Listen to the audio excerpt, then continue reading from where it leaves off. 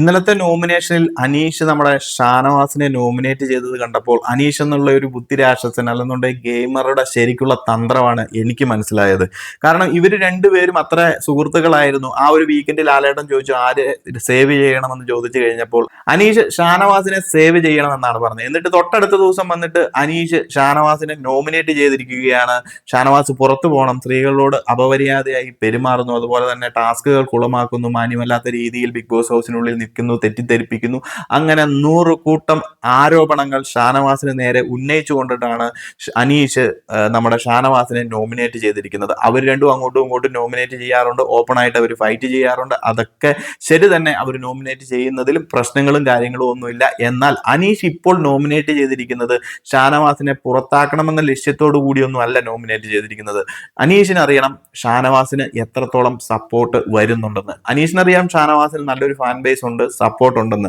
എന്നാൽ ഞായറാഴ്ചത്തെ അല്ലെങ്കിൽ വീക്കെൻഡ് എപ്പിസോഡിൽ വന്ന് ലാലേട്ടൻ നല്ല രീതിയിൽ ഒരു റോസ്റ്റിംഗ് കഴിഞ്ഞ് നിൽക്കുന്ന ഷാനവാസിന് ഇപ്പോൾ നെഗറ്റീവ് ആണോ പോസിറ്റീവ് ആണോ എന്നറിയാൻ അനീഷ് എന്ന തന്ത്രശാലിക്ക് നല്ല രീതിയിൽ അതിയായ ആഗ്രഹമുണ്ട് എന്ന് തന്നെ പറയാം നമുക്ക് ഈ ഒരു കാര്യത്തിൽ. കാരണം ഇത്രയും നാളത്തെ ബിഗ് ബോസുകൾ കണ്ട് അനീഷിന് നല്ല രീതിയിൽ അറിയാം ബിഗ് ബോസിന്റെ ഒരു സ്ട്രക്ചർ എങ്ങനെയാണെന്നും ബിഗ് ബോസിന്റെ ഓഡിയൻസ് ട്രെൻഡ് എങ്ങനെ പോകുമെന്നും എപ്പോൾ ചേഞ്ച് ആകും, എങ്ങനെ ചേഞ്ച് ആകും, ഏതൊക്കെ ടോപ്പിക്കിലായിരിക്കും ചേഞ്ച് ആകുന്നത്, അത് ഇടയ്ക്കിടയ്ക്ക് മാറിക്കഴിഞ്ഞാൽ ഇവർക്ക് പുറത്തെ ആ ഒരു ഓഡിയൻസിന്റെ സപ്പോർട്ട് അറിയുന്നത് വഴിയും ലാലേട്ടന്റെ ഹിന്റ് വഴിയും മാത്രമേ മനസ്സിലാക്കാൻ സാധിക്കത്തുള്ളൂ. സോ ഈ കഴിഞ്ഞ ആഴ്ച എന്ന് പറയുന്നത് ഷാനവാസിനെ നിർത്തി പൊരിക്കുകയായിരുന്നു. ശരിക്കും ഷാനവാസിനെ അടിച്ചമർത്തി കംപ്ലീറ്റ് നെഗറ്റീവ് ആക്കി കളഞ്ഞു. ഇത് അനീഷിനും മനസ്സിലായി. ഇത്രയ്ക്കും നെഗറ്റീവ് ഉള്ള ഒരാള് അടുത്ത ഒരാഴ്ച എങ്ങനെ സക്സസ് ആകും, അല്ലെന്നുണ്ടെങ്കിൽ എങ്ങനെ ആ ഒരു വോട്ടിങ്ങിൽ നിന്ന് താണ്ടി വരുമെന്ന് അറിയണം അനീഷിന്. ആ ഒരു ഓഡിയൻസ് സപ്പോർട്ട് ഉണ്ടോ ഇല്ലയോ, അതോ ഓഡിയൻസ് കൈവിടുവോ, പുറത്തു പോയാൽ പോകട്ടെ. ആ ഒരു ഫ്രണ്ട്ഷിപ്പും കാര്യങ്ങളും ഒക്കെ ഒരു ഗെയിമിന് വേണ്ടിയിട്ടാണ് ഇവരെല്ലാം അങ്ങോട്ടും ഇങ്ങോട്ടും ഉപയോഗിക്കുന്നതെന്നാണ് എനിക്ക് മനസ്സിലാകുന്നത്. അത് പുറത്ത് ഇറങ്ങി കഴിയുമ്പോൾ എങ്ങനെയാണോ അതായിരിക്കും അവരുടെ ഫ്രണ്ട്ഷിപ്പ്. ഇതിനുള്ളിൽ അത്രമാത്രം ഒരു ജെനുവിൻ ആയിട്ടുള്ള ഫ്രണ്ട്ഷിപ്പും കാര്യങ്ങളും ഉണ്ടെന്നൊന്നും എനിക്ക് തോന്നുന്നില്ല. ഷാനവാസിനെ സംബന്ധിച്ചും അതുപോലെ തന്നെ അനീഷിനാണെന്നുണ്ടെങ്കിലും അവർ അതിനുള്ളിൽ ഒരു ചെറിയ ബോണ്ടും കാര്യങ്ങളും ഒക്കെ വന്നു. അനീഷ് ആണെന്നുണ്ടെങ്കിൽ പോലും ഷാനവാസിന്റെ ആ ഒരു ഫാൻ ബേസും കാര്യങ്ങളും ഒക്കെ കണ്ടിട്ട് തന്നെയാണെന്നാണ് എനിക്ക് മനസ്സിലായിരിക്കുന്നത്.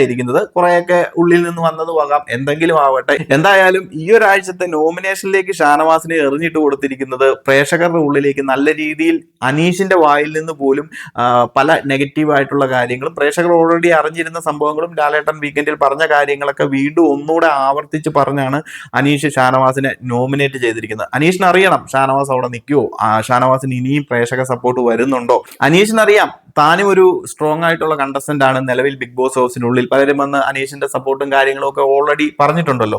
സോ ഷാനവാസും ഒരു സ്ട്രോങ് കണ്ടസ്റ്റന്റ് ആണ്, നല്ലൊരു ഫാൻ ബേസ് ഉണ്ടെന്ന് അനീഷിനും അറിയാം. സോ അനീഷിനോട് കോമ്പറ്റീറ്റ് ചെയ്യാൻ ഷാനവാസിന് ഇപ്പോൾ സാധിക്കുമോ, ഇത്രയും പ്രേക്ഷകർ ഏറ്റു വന്നിട്ടും അടുത്തൊരാഴ്ച താണ്ടുമോ, പിടിച്ചു നിൽക്കാൻ പറ്റുമോ എന്നൊക്കെ അനീഷിന് വ്യക്തമായിട്ട് അറിയണം. അതിനുവേണ്ടി മനഃപൂർവ്വം തന്നെയാണ് ഷാനവാസിനെ നോമിനേഷനിലേക്ക് ഇട്ടുകൊടുത്തിരിക്കുന്നത്. അല്ലാണ്ട് ഈ ഒരു കാരണങ്ങളുടെ പേരിലോ അല്ലെങ്കിൽ വെറുതെ നോമിനേറ്റ് ചെയ്യാൻ വേണ്ടിയിട്ടോ ഒന്നുമല്ല. ഷാനവാസ് ആ ഒരു നോമിനേഷൻ തരണം ചെയ്ത് തിരിച്ചു വരുമോ ഇല്ലയോ എന്ന് അനീഷിന് അറിയണം.